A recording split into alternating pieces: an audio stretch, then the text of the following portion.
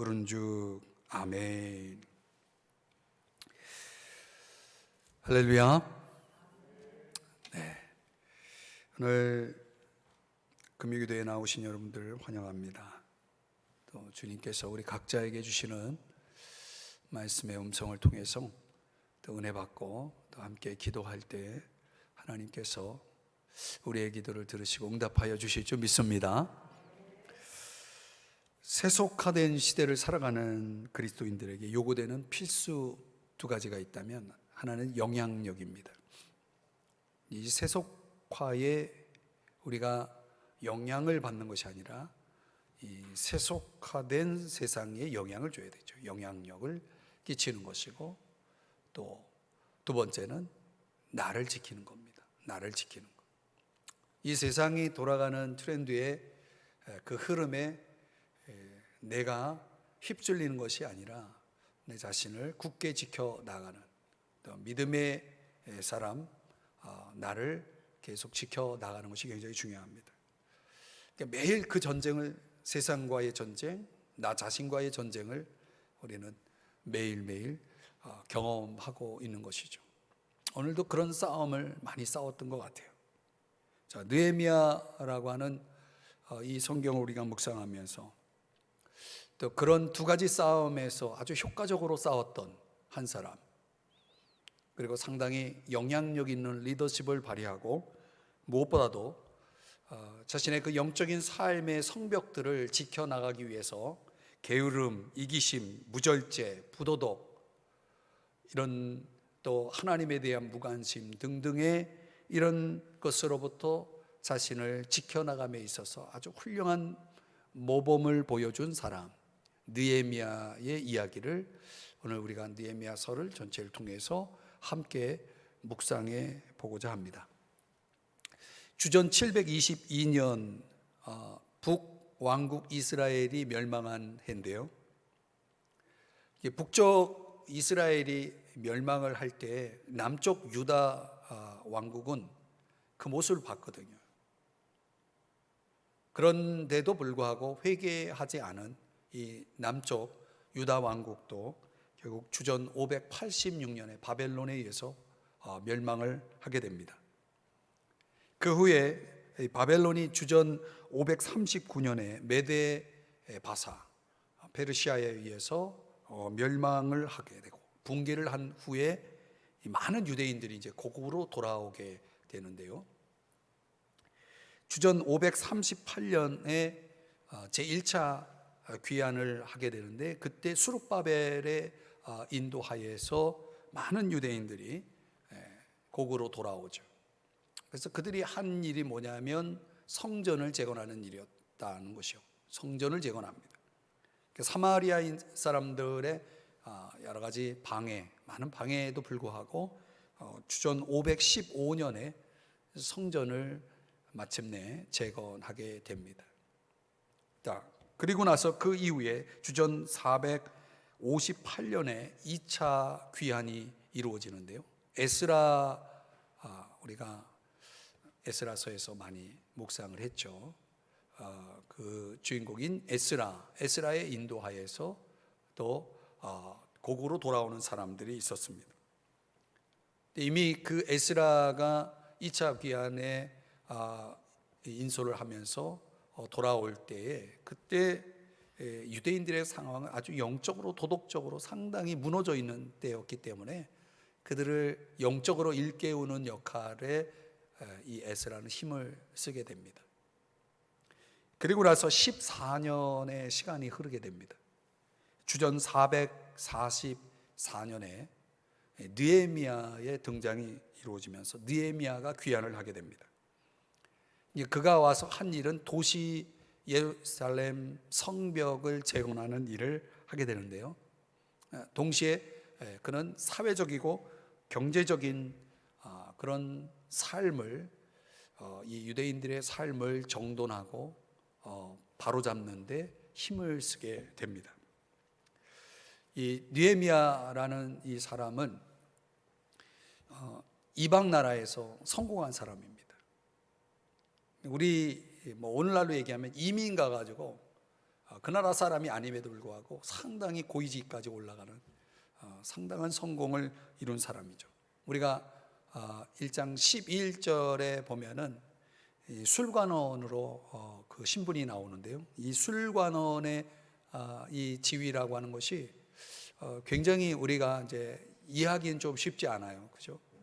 술을 맡은 어떤 관리인데 그게 뭐 대단한가 이렇게 생각하겠지만은 구약 성경학자인 메릴 F. 엉거라고 하는 그 학자가 이 술관원의 지위를 얻으려면 적어도 몇 가지 조건이 있었다는 거예요.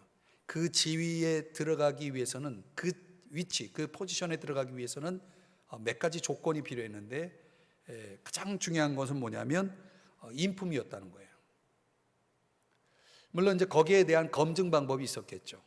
상당히 인격적인 품위와 매력이 있어야만이 그 자리에 들어갈 수가 있었다는 거죠. 또 상당한 유력자의 위치에 있기 때문에 영향력이 있는 거죠. 어느 정도 영향력이 있냐면 왕을 가장 자주 접촉하는 사람입니다. 왕을 가장 가까이에서 접촉하는 사람, 자주 가장 가까이 왕과 함께하는 사람. 그렇기 때문에 그 당시에 왕의 입장에서는 나를 가장 가까이 하는 나랑 늘 같이 붙어 있는 그런 사람 정도라면 왕은 상당히 그 사람에 대한 뭐가 있어야 되겠습니까? 신뢰가 있어야 되겠죠. 또 많은 부분에 있어서 왕은 그 사람과 대화를 나누려고 할 때 왕에게 있어서는 상당한 어떤 도움을 줄 수 있는 지적인 능력이 필요했겠죠. 그래서 이 엉거 신학자는 그런 말을 합니다. 이 술관원의 위치에 들어간 사람은 뭐 정리하면 지적으로는 굉장히 탁월한 능력을 가지고 있어야 되고 굉장히 똑똑한 사람이어야 된다는 거죠. 그리고 인격적으로는 정말 훌륭한 성숙한 그런 인격을 갖춘 사람이어야만이 그 자리에 들어갈 수 있었다. 그런 모든 검증 시스템에 따라서 술관원이 된 겁니다. 누가요? 느헤미야가. 그러니까 지적인 능력과 그리고 성품적인 아주 성숙함이 어우러진 그런 사람이었다라고 본다면 뭐 우리가 느헤미야에 대해서는 상당한 좀 우리가 주목을 할 필요가 있는 것이죠. 그가 이 왕에게 있어서는 그런 조건들, 왕이 술관원으로 임명할 만큼 아주 훌륭한 조건들을 가지고 있는데 거기에 플러스해서 뭐가 들어가냐면 영성이 들어가는 거예요. 저는 이제 느헤미야를 가지고 우리 청년들하고 제가 청년 사역 많이 하면서 이걸 가지고 이제 리더십 그 스터디를 많이 했거든요. 우리 젊은 사람들에게, 젊은 청년들에게 정말 우리가 이렇게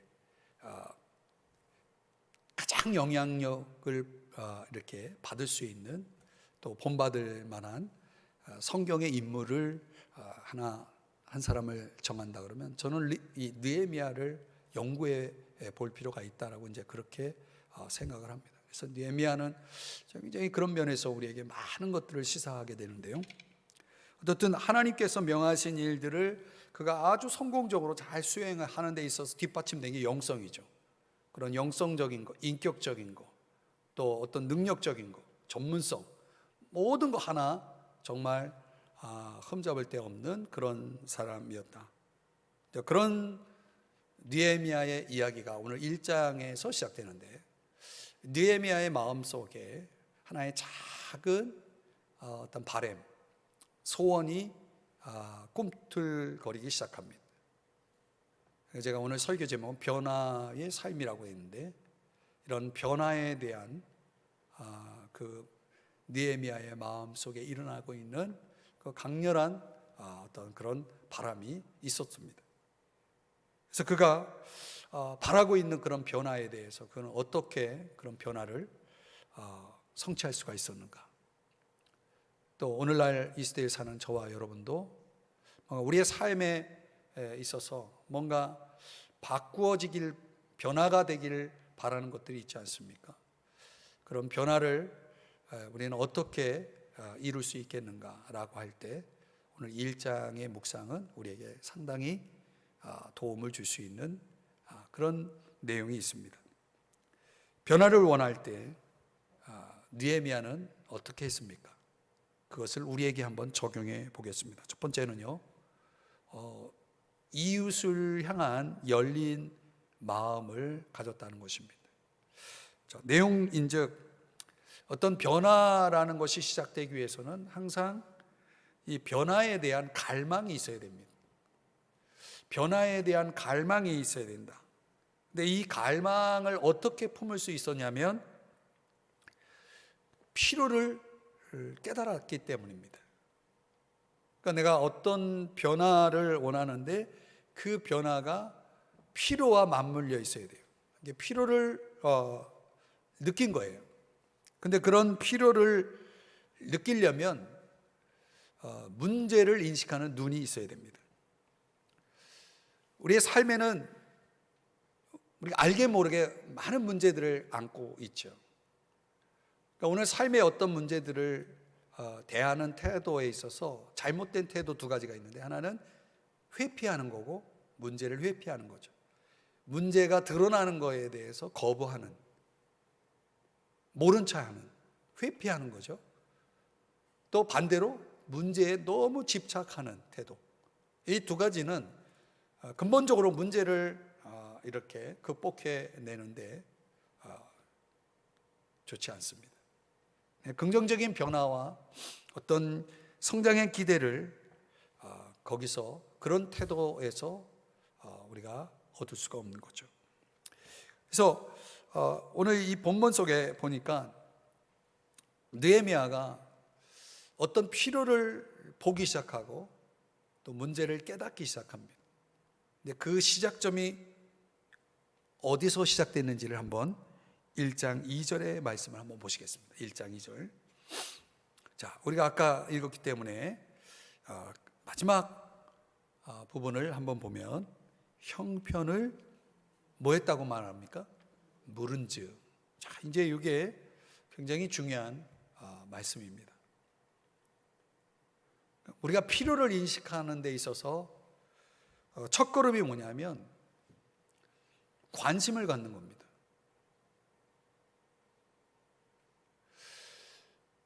제가 이제 아내가 이렇게 아프고, 또 여러분이 아시다시피 이제 암 치료를 받고 있잖아요. 제 안에 이 몇 달 안에 이상한 변화가 일어났는데, 저의 관심이 어디에 상당히 많은 관심이 이제 기울여지냐면 그런 쪽에 대한 정보, 그런 쪽에 대한 지식, 그리고 길을 갈 때나 무엇을 할 때도 자꾸 그런 쪽의 것들이 제 눈에 들어와요. 또 생각하게 되고, 이렇게까지 얘기하면 좀 너무 지나치다고 생각할 수 있는데 연구까지 하게 되고, 많은 지식들을 이제 이렇게 자꾸 접하게 되고, 검색할 때 이렇게 여러분 온라인상에서 이제 검색하잖아요. 지식 검색하잖아요.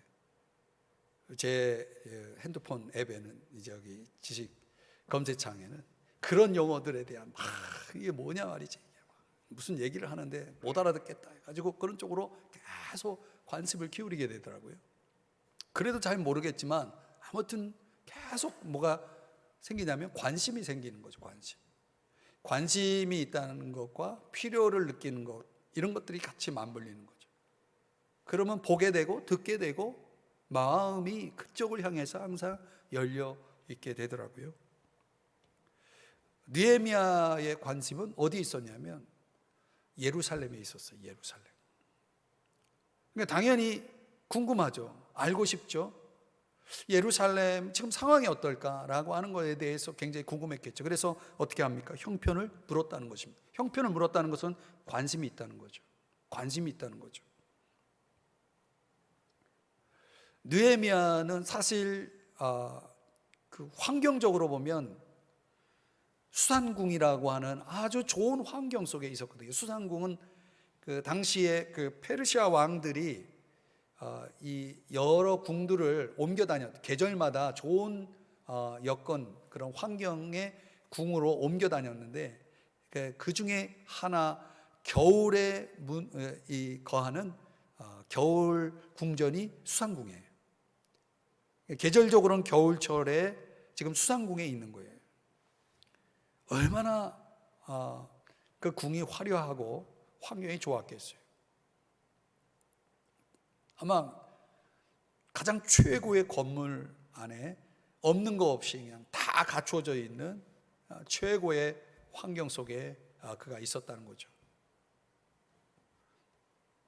충분히 그런 환경들을 즐기고 누릴 수 있는 여건 속에 있었지만은 느헤미야는 그런 자신의 개인 안녕에 빠져 있지 않았다는 거죠. 오로지 그의 관심은 그런 자신이 처하고 있는 그런 환경이 아니라 예루살렘 그 환경에 관심을 가졌던 것이죠.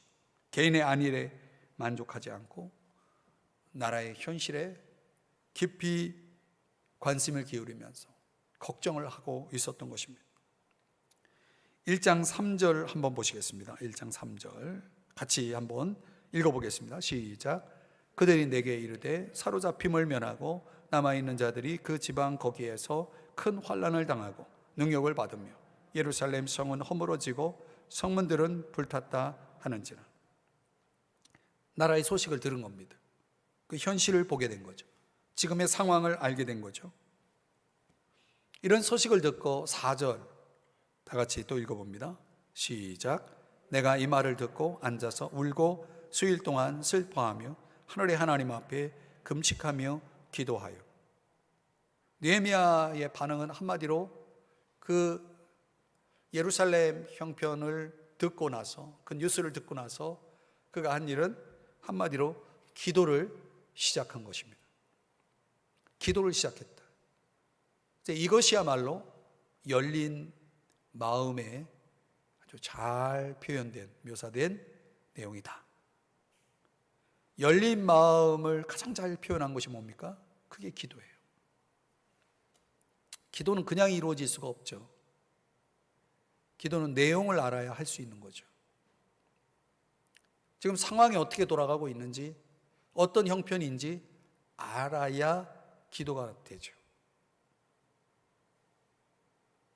사람들이 왜 기도하지 못합니까? 보지 못하기 때문에, 듣지 못하기 때문에, 느끼지 못하기 때문에 기도할 수 없는 거예요. 기도는 그냥 되는 것이 결코 아닙니다. 그래서 우리의 마음이 열려 있을 때 볼 수 있는 거고, 들을 수 있는 거고, 느낄 수가 있는 거거든요. 똑같이 보고 똑같이 듣고 똑같이 느낀다 해도 어떤 면에선 열린 마음과 닫힌 마음이 있을 수가 있는 거죠. 한상복이라는 사람이 쓴 배려라는 책인데 아주 오래전에 나온 책입니다. 아스퍼거 신드롬이라고 하는 용어가 거기 나오는데 일종의 장애입니다. 어떤 장애냐면 다른 사람에 대해서 도무지 전혀 이해할 수 없는 일종의 그런 장애. 다른 사람에 대해서 전혀 이해하지 못하는 거예요. 그런데 이제 그 책에 그 아스퍼거 신드롬에 걸려 있는 주인공, 그 책에 나오는 위라고 하는 이름으로 등장하는 그 주인공이 어느 날 이제 자신이 배려하는 삶에 대해서 깨달아요. 그러면서 그가 어떤 결심을 하냐면 다른 사람의 말을 끝까지 들어봐야지 하는 결심을 시작합니다. 그 한 사람의 말을 끝까지 들을 수 있는 것, 이거 쉽지 않거든요. 많은 경우에 우리가 마음이 다치는 이유는 듣지 않기 때문에, 상대방의 말을 듣지 않을 때 마음은 다치게 되어 있습니다. 나의 마음, 너의 마음이 다치게 되어 있죠. 근데 이게 위가 그런 결심을 하고 하자 그에게 일어난 변화가 뭐냐면 평소에 보이지 않던 것들이 보이기 시작했다는 거예요. 이제 그런 내용의 이야기가 그 배려라는 책에 나옵니다. 그러니까 평소에 보이지 않는 것들이 보이기 시작한다. 이게 이제 변화죠. 다른 사람의 무엇이 보이기 시작하는 사람들은 변화된 사람들이죠. 마음이 열려 있는 거죠. 변화를 위해서는 마음이 열려 있어야 되는 겁니다. 마음이 열려 있다라고 하는 것은 관심이죠. 내가 관심 있는 것에 마음이 열려 있죠. 근데 그 관심이 어떻게 일어나느냐는 거죠. 그 관심이 일어나기 위해선 필요를 보는 눈이 필요하겠죠. 필요를 알아야, 그게 필요하다는 걸 알아야 그것이 관심으로 이어지고, 그 관심이 우리의 마음을 열게 하고, 그 열린 마음을 통해서 시작될 수 있는 게 기도죠. 그래서 변화가 일어나게 되는 겁니다. 그러니까 느헤미야의 이 어떤 변화에 대한 갈망은 형편을 물은 즉 여기서 시작됐다는 거예요. 물었다는 거죠. 그래서 저는 이 말씀 묵상하면서 다시 또 이제 이 말씀에 대한 적용점을 가지고 생각하면서 자꾸 묻게 되더라고요. 요즘 뭘 위해 기도합니까? 요즘 무엇이 고민입니까? 요즘 무엇에 관심이 있습니까? 이렇게 묻는다는 거죠. 여러분은 물으시나요? 누구에게? 우리가 우리 자신에게 또 몰입할 수도 있겠고, 우리 자신의 삶에만 우리가 집중하고 살아갈 수 있겠죠. 그렇게 살아가는 것도 나쁘다고 말할 수는 없지만, 적어도 변화를 갈망하는 사람들에게 있어서는 나를 넘어서서 다른 사람들의 형편을 물어볼 수 있는 그런 형편들을 알 때에, 그때 이제 변화의 가능성은 이제 열려지는 거죠. 오늘 느헤미야가 그걸 우리에게 가르쳐 주고 있는 것입니다. 두 번째는 이런 변화의 삶을 위해서 느헤미야가 또 뭘 보여주냐면 믿음의 모습을 보여줍니다. 믿음. 당연히 이 믿음은 하나님에 대한 믿음이죠. 변화를 원한다라고 한다면 변화의 주체가 누구냐라는 거죠. 우리가 경험적으로 볼 때 모르겠어요. 여러분들도 그렇게 공감하는지 모르지만, 참 뭔가를 변화시키려고 할 때 성공할 때보다는 실패할 때가 참 많은 것 같아요. 잘 안 돼요. 특별히 나 자신을 변화시키는 것조차도 실패할 때가 많죠. 나도 변화를 내가 못 시키는데 내가 다른 사람을 변화시키는 거, 그건 또 더 어렵죠. 느헤미야는 변화를 주도하시는 분에 대한 확실한 믿음을 가지고 있었다. 그 주도자는 당연히 하나님이시겠죠. 하나님만이 이 환경을 바꿀 수 있다, 이 사람을 바꿀 수 있다라고 하는 믿음이 느헤미야에게 확고하게 있었다는 것을 알 수 있습니다. 적어도 이런 믿음이 없이는 우리가 변화를 위해 기도할 수 없습니다. 여러분이 어떤 문제를 가지고 기도할 때 하나님이 이걸 바꾸어 줄 수 있다라는 믿음 없이 어떻게 기도합니까? 그렇죠? 그렇지 않습니까?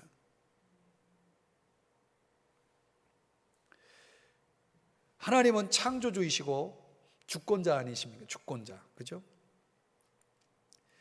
제가 좋아하는 로마서 9장 16절 말씀에 보면은, 저는 성경 통독할 때 이 말씀 스쳐 지나갈 때마다, 이 말씀을 읽어 나갈 때마다 정말 이 말씀은 아주 오래전에 제가 정말 하나님 앞에 어떤 문제를 가지고 엎드려 기도할 때 하나님이 주셨던 약속의 말씀이었기도 하거든요. 이게 뭐냐면, 그런즉 원하는 자로 말미암도 아니요 다른 박질을 하는 자로 말미암도 아니요 오직 긍휼히 여기시는 하나님으로 말미암음이니라, 이 말씀이에요. 원하는다고 열심히 달린다고 아니다는 거죠. 긍휼히 여기시는 하나님, 긍휼히 여기시는 하나님으로 말미암는 것이다 라고 말씀하고 있는 거죠. 또 로마서 11장 36절에도 모든 만물이 주에게서 나오고 주로 말미암고 주에게로 돌아갑니다. 이렇게 말씀하고 있죠. 그분은 창조주이시고 모든 걸 섭리하시는 주권자이시고 모든 걸 판단하시는 심판자이심을 말씀을 하고 있는 것입니다.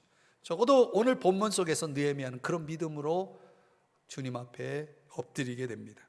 조국의 변화, 느헤미야에게선 조국의 변화지만 오늘 이 말씀이 우리에게 적용될 때는 어떤 무엇의 변화라고 할 수 있습니다. 그 무엇의 변화를 위해서 우리가 믿고 기도하는 하나님이 어떤 분인지를 적어도 우리가 이해할 필요가 있는 거죠. 어떤 하나님이냐라고 하는 걸 내가 확고하게 정리하고 내가 기도하고 있는 기도의 대상인 하나님이 어떤 분인지를 알고 그분에게 기도하는 것이 필요하겠죠. 1장 5절 다 같이 한번 읽어봅니다. 1장 5절 자, 첫 번째 이르되 시작 이르되 하늘의 하나님 여호와 크고 두려우신 하나님이여. 여기까지. 자, 어떤 하나님이시냐? 크고 두려우신 하나님이다. 한마디로 위대하신 하나님이다 그런 거죠. 얼마나 위대해요? 가장 위대하신 하나님이죠. 그분보다 높은 분이 없는 거예요. 그러니까 느헤미야가 지금 갖고 있는, 느끼고 있는 변화를 갈망하는 문제는 지금 조국의 현실이 바꿔지길 바라는 거 아니겠습니까? 그런데 그 문제가 얼마나 큰지 느헤미야 한 사람이 어떻게 그 조국의 현실을 바꿀 수가 있겠습니까? 그 상황을 바꿀 수 있겠습니까? 불가능하죠. 그래서 그 문제가 느헤미야에게는 아주 높은 산이에요. 아주 큰 산이에요. 그런데 느헤미야에게 어떤 믿음이 있었냐면 그 높고 큰 산도 감당할 수 없는 그보다 더 높고 위대하신 하나님에 대한 믿음이 있었다는 거죠.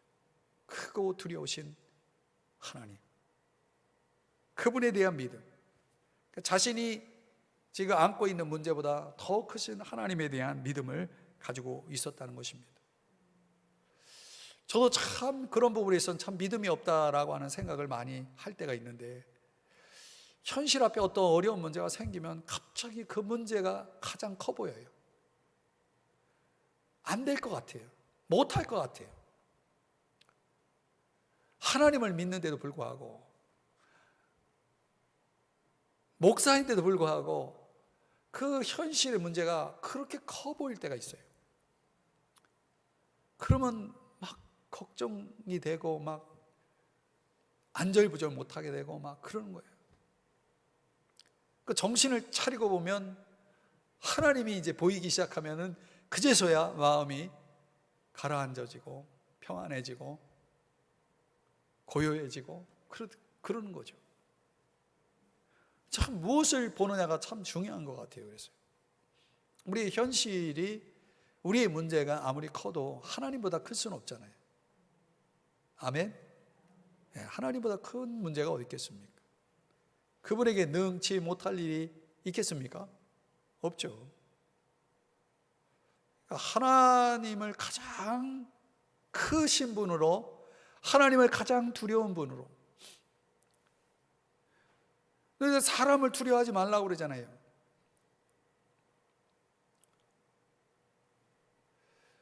하나님만 두려워하고 하나님을 가장 크신 분으로 믿는다면 우리가 어떤 상황에서도 주저앉을 이유가 없는 거죠.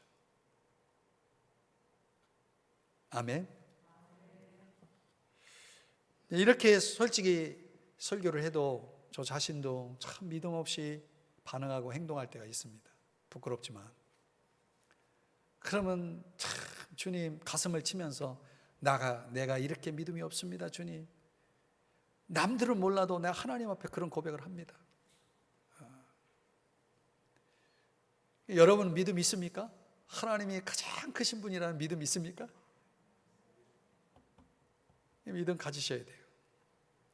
물 위를 걷던 시몬 베드로가 물속에 빠져 들어가잖아요. 주님을 보던 베드로가 그 파도를 보자 그런 현상이 일어났잖아요.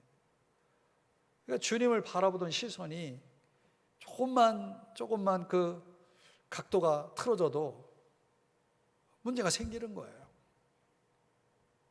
그 문제 속에 함몰되고 마는 거죠. 배가 바다 밑으로 가라앉듯이 말이죠. 우리의 삶이 그렇게 침몰되고 마는 것입니다. 그래서 우리는 항상 믿음의 주여 온전케 하시는 우리 주님을 항상 고정해서 바라볼 수 있는 그분을 가장 크고 위대하신 두려우신 하나님으로 믿는 믿음 안에서 서 있어야 될 줄 믿습니다. 그게 참 중요한 것 같아요. 그래야 변화의 소망이 있는 거죠. 또 보니까 1장 5절에 보니까 이어지는 말씀 보니까 주를 사랑하고 주의 계명을 지키는 자에게 언약을 지키시며 그랬어요. 언약을 지키신다고 그랬어요. 하나님은, 성경의 하나님은 어떤 분이냐면 약속의 하나님이다. 그분은 약속을 반드시 지키시는 신실하신 하나님이시다라고 성경은 말씀하고 있는 거죠. 현실이 아무리 절망적이어도 느헤미야는 그 현실 너머에 있는 하나님의 약속이 여전히 유효하다, 하나님이 약속하신 것은 반드시 이루어질 것이라고 하는 기대 속에서 그는 기도를 이어가는 것입니다. 우리의 삶에 찾아오는 그 많은 그런 어려운 환경들이 있을 때마다 신실하신 하나님, 약속을 지키신 하나님을 여러분들이 붙잡을 수 있다면 여러분들 그 현실은 넉넉히 이겨낼 수가 있는 것입니다. 그래서 제가 여러분들이 현실 속에서 찾아가 이렇게 부딪히는 많은 문제들이 있지만 저는 또 주의 길을 가면서 겪을 수 있는 수많은 또 어려움들이 있겠죠. 근데 그런 어려움들이 찾아오면은 일단 무지막지하게 무식하게 성경을 읽기 시작합니다. 성경 읽는 시간을 많이 갖는 거죠. 성경을 읽는 동안 일단 온갖 걱정, 잡생각, 별생각 다 들긴 하지만은 계속 읽으면서 뭘 찾냐면 하나님이 나에게 어떤 약속을 주시나 그걸 찾는 거예요. 그러면서 성경을 읽어나가는 거예요. 그런 수백 장을 읽으면 그 중에 딱 한두 개가 걸려 나와요. 그러면 그거 가지고 하나님이 주신 약속을 믿습니다, 하나님이 약속을 이루어 주세요 하고 기도를 하면 문제는 해결이 안 되는데 제 마음이 해결이 돼요. 저는 이걸 너무 많이 경험했어요. 너무 많이 경험해요.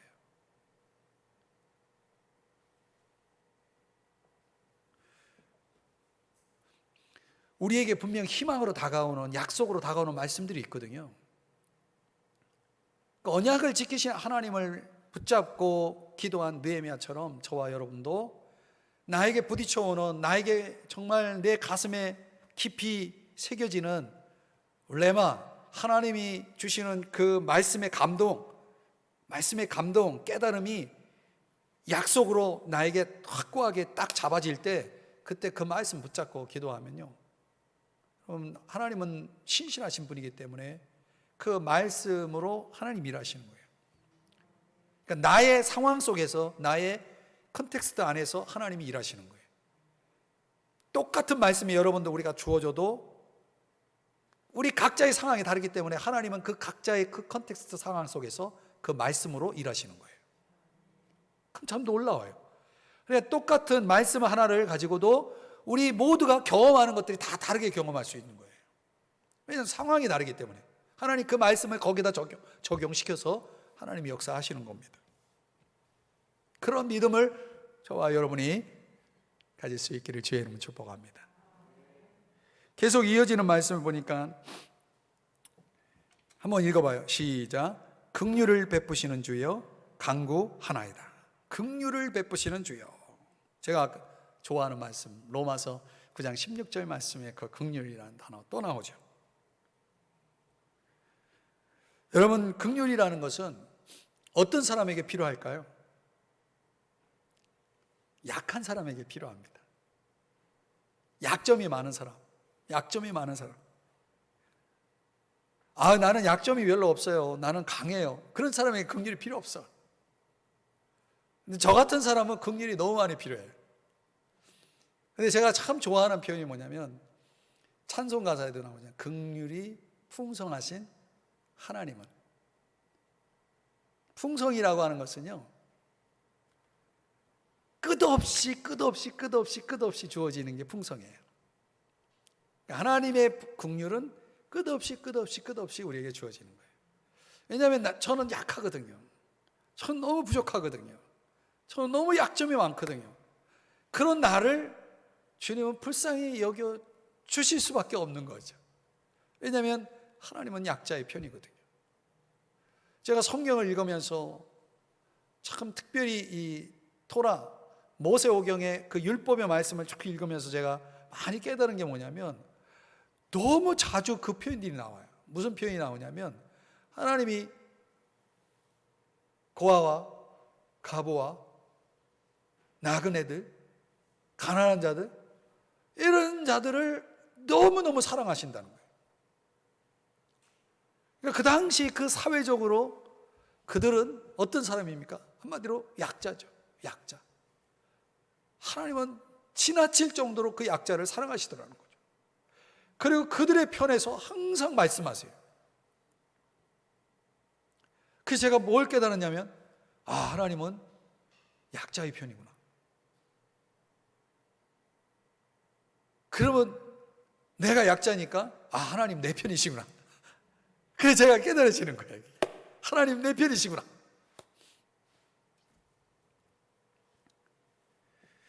예레미야가 3장의 말씀 한번 같이 읽어볼까요? 22절 23절인데 다 같이 시작.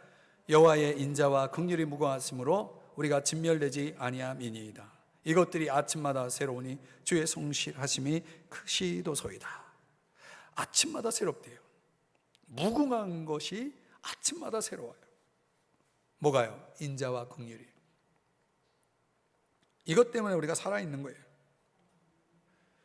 여러분, 느헤미야의 믿음은 느헤미야가 이제 현실을 직시하고 그 문제의 변화를 갈망하면서 주님 앞에 기도를 시작할 때 그 주님은 어떤 주님이냐면 크고 두려우신 분이고 가장 위대하신 분, 약속을 지키시는 신실하신 하나님, 그리고 긍휼이 풍성하신 너무나 나를 사랑하시는 하나님으로 그는 고백을 하면서 그런 하나님이 선한 역사를 이루시지 않겠습니까? 능치 못할 일이 없으시지 않으시겠습니까? 그분은 초월하시는 분이요, 내재하시는 분이요. 그분은 능력의 하나님이요, 사랑의 하나님. 이 속성적 이 밸런스를 가지고, 긍휼을 가지고, 이 성품을 가지고 그분은 역사하시는 분이기 때문에 모든 일이 우리에게 선한 것으로 돌아오게 돼 있어요. 하나님의 역사는 그렇습니다. 그런 믿음을 가진 사람은 뭐 할 수 있냐면 기도할 수 있는 거예요. 그분에게 기도할 수 있는 거죠. 맡길 수 있는 거죠. 변화를 경험하는 거죠. 그런 좋으신 하나님을 향해서 기도할 때, 믿음을 가지고 기도할 때 우리가 꼭 포함시켜야 될 게 뭐냐면 회개예요. 그 하나님이 좋으신 하나님이신데 1장 6절 7절 말씀에 가보면 느헤미야가 뭘 고백하냐면 죄를 고백합니다. 1장 6절 중간에 보면 죄들을 자복하오니 그래요. 6절 끝부분에 보니까 나와 내 아버지의 집이 범죄하여 7절 주를 향하여 크게 악을 행하여. 회개의 기도죠. 하나님을 향한 믿음에는 반드시 회개가 포함되어야 됩니다. 회개라고 하는 것은 내 잘못에 대해서 통감하는 거 아니겠습니까? 인정하는 거 아니겠습니까? 그러니까 우리가 믿음으로 산다는 것이 그냥 하나님 믿고 아무렇게나 사는 게 아니라 이렇게 겸비하고 하나님 앞에 회개하고 바로 살아가는 모습들이 필요한 거죠. 그래서 우리가 믿음으로 하나님 앞에 나아가면 항상 회개가 따라와야 되는 거예요. 회개가 포함되어야 돼요. 그래서 그런 믿음을 통해서 느헤미야는 하나님의 그런 변화의 역사를 경험할 수 있게 됩니다. 마지막으로 세 번째는요, 말씀에 의지하는 것입니다. 주의 말씀. 다시 또 말씀을 제가 좀 강조하고 싶은데 1장 8절 한번 같이 읽어보겠습니다. 시작. 옛적에 주께서 주의 종 모세에게 명령하여 이르시되 만일 너희가 범죄하면 내가 너희를 여러 나라 가운데에 흩을 것이요. 9절. 만일 내게로 돌아와 내 계명을 지켜 행하면 너희 쫓긴 자가 하늘 끝에 있을지라도 내가 거기서부터 그들을 모아 내 이름을 두려고 택한 곳에 돌아오게 하리라 하신 말씀을 이제 청하건대 기억하옵소서. 뭐뭐 하신 말씀을, 이 말씀이 어떤 말씀이냐면 레위기 26장 26절 27절의 말씀이에요. 지금 느헤미야가 어떤 말씀을 가지고 지금 붙잡고 하나님 앞에 엎드렸냐면 레위기 26장의 말씀을 가지고, 레위기 26장의 말씀을 가지고 요 하나님이 이렇게 말씀하셨죠 하고 그 말씀을 이제 기억하옵소서, 이렇게 지금 고백을 하고 있는 겁니다. 기억하라는 게 무슨 뜻이냐면 하나님 이 말씀대로 행하십시오. 하나님에게 마치 요구하듯이 하나님이 이렇게 말씀하셨으니까 그렇게 하세요. 왜? 그분은 어떤 분이니까요? 신실하신 하나님이기 때문에, 그분은 말씀대로 행하시는 분이기 때문에, 하신 말씀을 반드시 이루시는 분이기 때문에 느헤미야는 이 말씀을, 주님이 주신 말씀, 그 수많은 말씀 중에 이 말씀 하나 딱 가지고 주님 앞에 지금 매달리고 있는 겁니다. 그러니까 우리가, 저와 여러분이 하나님 앞에 변화를 위한 기도를 할 때 배워야 될 포인트가 바로 이거예요.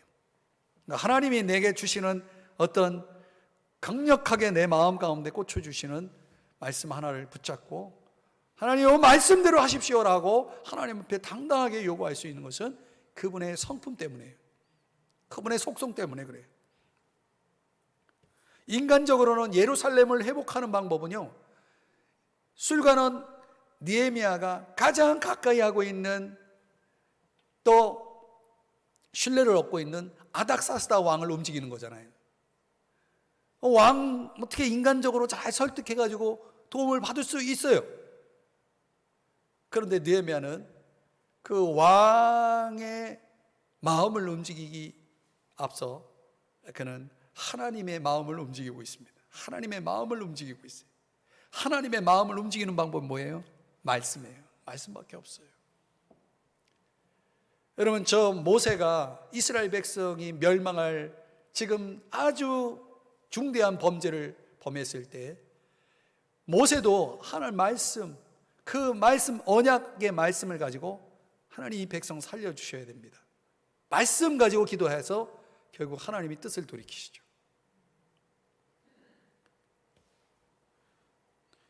우리가 어떤 일을 하기 전에 꼭 해야 될 게 그래서 기도입니다. 기도는 사람을 움직이는 것이지만 먼저 그 사람을 움직이시는 하나님을 움직이는 거기 때문에 그렇습니다. 하나님을 일하게 하시는 겁니다. 그래서 저 이사야 선지자는 하나님께서 그에게 주신 말씀대로 나로 쉬지 못하게 하기를 원한다고 그랬어요. 나로 쉬지 못하게 하는 자. 하나님을 쉬지 못하게 하는 자가 누굽니까? 기도하는 자죠. 어떻게? 그분을 일할 수밖에 없게 하는, 꼼짝 못하게 하는 기도는 그분의 말씀을 붙잡고 하는 기도죠. 이 변화의 주체는 아닥사스다 왕에게 있었던 것이 아니라 하나님께 있었다는 것을, 하나님께 있다는 것을 그는 너무나 잘 알고 있었던 것이죠. 저는 이제 하나님 말씀을 이렇게 대언할 때도 항상 그런 말씀에 대한 제 의식이 있습니다. 설교를 아무리 잘해도 설교가 사람을 변화시키는 게 아니고 그 전파되는, 전달되는 말씀에 하나님이 그 역사할 때 변화가 일어나는 거죠. 말씀의 능력이 있는 겁니다. 우리 11절 말씀 한번 다 같이 읽어봅니다. 시작. 주여 구하오니 귀를 기울이사 종의 기도와 주의 이름을 경외하기를 기뻐하는 종들의 기도를 들으시고 오늘 종의 형통하여 이 사람들 앞에서 은혜를 입게 하옵소서 하였나니 그때 내가 왕의 술관원이 되었느니라. 아멘. 이 사람 아닥사스다 왕이죠. 이 사람 앞에서 은혜를 입게 하옵소서. 왕이 나에게 은혜를 베푸는 게 아니라 왕으로 하여금 나에게 은혜를 베푸게 하시는 하나님, 그 하나님에게 초점을 맞추고 있는 것입니다. 이 느헤미야의 기도, 그런 기도했을 뿐만 아니라 예루살렘 재건을 위해서 큰 역할을 합니다. 자신을 써달라고, 자신을 사용해달라고 그는 하나님 앞에 기도를 한 것이죠. 우리가 이렇게 기도할 때 하나님은 느헤미야가 하나님 앞에 매달리고 있는 동안 느헤미야는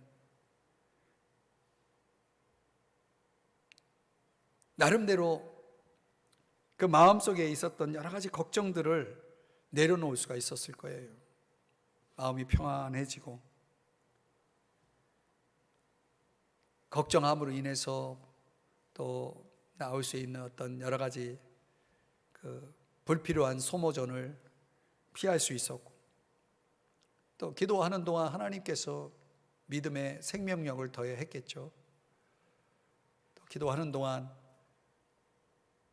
걱정을 내려놓을 수도 있었고 여러 가지 면에서 기도는 느헤미야에게 있어서 굉장히 큰 도움이 됐을 거예요.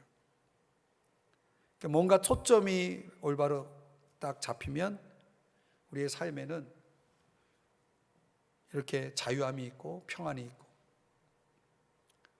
인내가 있고 믿음이 있고 또 역사가 일어나는 줄 믿으시기 바랍니다. 느헤미야 이제 강해를 제가 2016년에 했습니다. 아마 그때 그 설교를 들으신 분이 여기에는 몇 분 안 계십니다. 그러나 이제 제가 이 말씀을 다시 들여다본 건 에스라 강해가 끝났기 때문에 느헤미야 강해를 바로 들어가는 건데 이 말씀 보면서 그때 했던 설교를 또 들어보고 또 지금의 제 상황과 우리 교회의 상황과 나라의 상황들이 또 달라졌고 또 지금의 컨텍스트 안에서 이 말씀을 우리에게 또 적용할 때 하나님은 참 신묘막측하게 어떻게 보면 적절하게 이 말씀을 묵상을 하게 하시는구나 라는 생각을 했습니다. 오늘 금요기도에 나오신 여러분들에게 이 말씀이 어떻게 들려졌을지 모르지만은 적어도 우리는 우리의 현실에 만족할 수 없는 그런 현실을 대부분은 다 그런 현실을 보내고 있다고 생각합니다. 그런 변화에 대한 갈망은 변화의 주체이신 저 하나님에 대한 믿음이 뒷받침이 될 때 가능합니다. 그 믿음의 기초는 하나님의 성품과 하나님의 말씀이고 그리고 그 변화를 이루어내는 방법론은 기도입니다. 하나님 앞에 기도할 때 그분을 갈망하고 그분을 바라보고 그분의 성품과 그분의 약속 의지해서 우리가 기도하면 그 다음 이제 하나님께서 지금 오늘 기도한다고 지금 당장 여기서 여러분이 응답이 떨어지지 않을 수도 있어요. 그런 것만 기대하지 마세요. 느헤미야도 몇 개월 기도를 하면서 기다립니다. 오늘 우리가 기도한 것이 오늘 응답되지 않더라도 여러분 그 기도는 응답됩니다. 반드시 응답됩니다.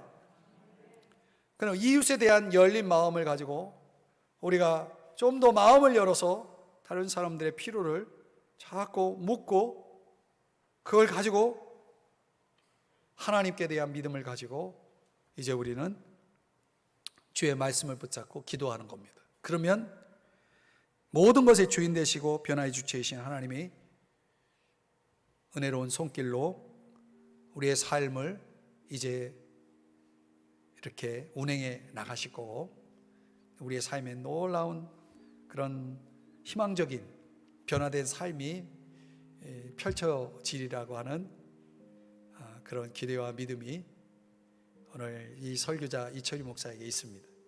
여러분에게도 오늘 이 금요기도회가 그런 맥락 속에서 또 여러분의 마음속에 있는 그 하나님이 여러분에게 그런 음성으로 들려주신 줄 믿고 우리의 변화의 삶을 위해서 다시 한번 우리의 마음을 열고 하나님에 대한 믿음을 갖고